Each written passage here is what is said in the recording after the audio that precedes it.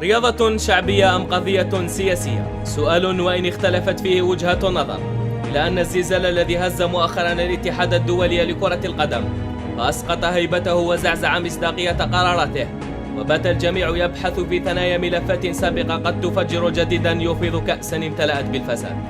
تداولت الأحداث وتعددت الأقاويل، ورحل الرجل الأول في اللعبة جوزيف بلاتر عن منصبه بكيفية مفاجئة، وها هو مكتب التحقيقات بالولايات المتحدة يواصل تحرياته في قرارات سنت ومنحت روسيا وقطر شرف تنظيم أكبر منافسة في العالم.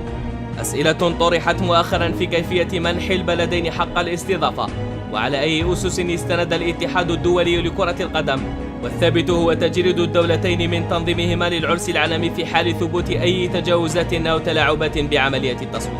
قضية ولبس كشف عنه في وقت سابق ميكايل غارسيا عضو في لجنة الأخلاقيات بالفيفا، الذي أكد على وجود اختلالات في منح روسيا وقطر شرف التنظيم، وطلب بنشر التقرير الكامل الذي رفضته السلطة العليا، وهو ما يزيد من احتمالية سحب التنظيم من البلدين.